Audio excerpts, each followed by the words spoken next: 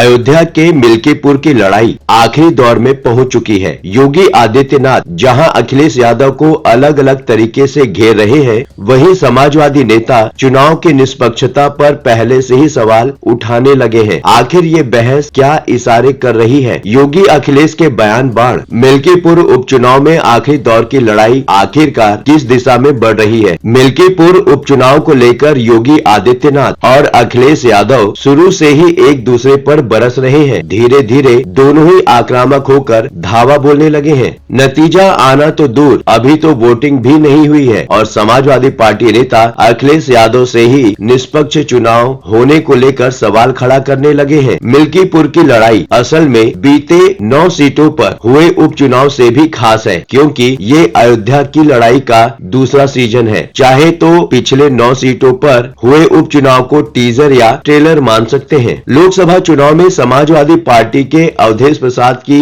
Faizabad seat पर जीत को अखिलेश यादव और राहुल गांधी ने अयोध्या में बीजेपी की हार के रूप में राष्ट्रीय स्तर पर प्रोजेक्ट किया था। मिल्कीपुर की लड़ाई दरअसल उसी लड़ाई का फाइनल मैच है। मिल्कीपुर में अव्वल तो मुख्य लड़ाई अवधेश प्रसाद के बेटे समाजवादी पार्टी के उम्मीदवार अजित प्रसाद और बीजेपी के चंद्रभान पासवान के बीच है, लेकिन नगीना सांसद चंद्रशेखर आजाद ने समाजवादी पार्टी के बागी नेता सूरज प्रसाद को उतार कर पेच फंसा दिया है और अब मामला ज्यादा से ज्यादा पासवान वोट झटक लेने की है ताकि जीत पक्की की जा सके। तभी तो मिल्कीपुर पहुंचकर यूपी के मुख्यमंत्री योगी आदित्यनाथ एक दलित लड़की के साथ हुए गैंग रेप को लेकर अखिलेश यादव की समाजवादी पार्टी को घेर रहे हैं। हिंदुत्व की राजनीति में योगी आदित्यनाथ ने फिट कर दिया है दलित एजेंडा। मिल्कीपुर रैली में मुख्यमंत्री योगी आदित्यनाथ को दलितों के साथ अन्याय किए जाने का मुद्दा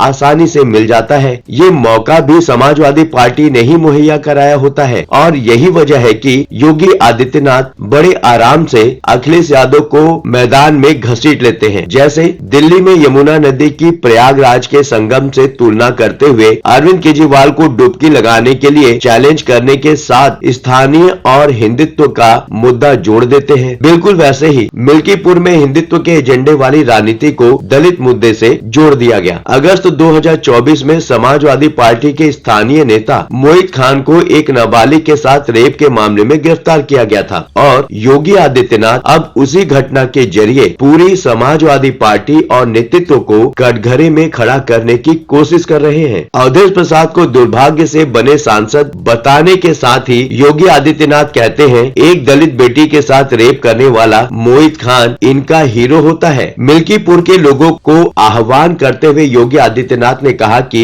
मिल्कीपुर की जीत का संदेश बहुत दूर दूर तक जाएगा। कहते हैं जो ऐसी घटनाओं को अंजाम देते रहे हैं उन लोगों को कभी भी आगे नहीं बढ़ने देना है। ये मोहित खान को सिर आंखों पर बैठाने वाले लोग बेटियों की सुरक्षा के लिए खतरा है, इसलिए कहता हूँ देख सपाई बेटियां घबराई। योगी आदित्यनाथ मिल्कीपुर के लोगों से कहते हैं बेटी तो बेटी है, उस बेटी का सम्मान होना चाहिए था, उसकी सुरक्षा होनी चाहिए थी। अखिलेश यादव की तरफ इशारा करते हुए योगी आदित्यनाथ ने कहा ये सफाई दे रहे हैं कि डीएनए जांच होनी चाहिए। अरे बेटी का बयान पर्याप्त है, लेकिन फिर भी ये लोग बेटी की इज्जत के साथ खिलवाड़ करते हैं। यही समाजवादी पार्टी का वास्तविक चरित्र है। अखिलेश यादव पर योगी आदित्यनाथ ने महाकुंभ को लेकर दुष्प्रचार करने और लोगों की आस्था से खिलवाड़ करने का भी आरोप लगाया है। योगी आदित्यनाथ कहते हैं आपके उत्साह, आपके उमंग को देखकर मुझे प्रयागराज महाकुंभ याद आ रहा है। पुरानी अयोध्या के जिले में पैदा हुए थे राम मनोहर लोहिया। उन्हीं लोहिया जी की पार्टी के लोग जहां प्लॉट खाली है उस पर झंडा लगा देते थे, कब्जा कर लेते थे। इनका झंडा माफिया और अपराधियों को बचाने के लिए हुआ करता था। समाजवादी पार्टी के नेता अखिलेश यादव का आरोप है भाजपा सबसे बड़ी भू माफिया पार्टी है। लखनऊ, अयोध्या, गोंडा सहित उत्तर प्रदेश के जिलों में जितनी रजिस्ट्रियां हो रही है वे ज्यादातर भाजपा के नेता करा रहे हैं। भाजपा नेताओं ने भगवान श्री राम की धरती अयोध्या को भी नहीं छोड़ा है। अगर रजिस्ट्री चेक की जाए तो पता चल जाएगा कि भाजपा के लोगों ने बड़ी संख्या में जमीनों पर कब्जा किया है। लखनऊ में अखिलेश यादव ने दावा तो किया है कि मिल्कीपुर विधानसभा चुनाव समाजवादी पार्टी ही जीतेगी, लेकिन चुनाव प्रक्रिया पर समाजवादी नेता का सवाल उठाना अलग ही इशारे कर रहा है। 9 विधानसभा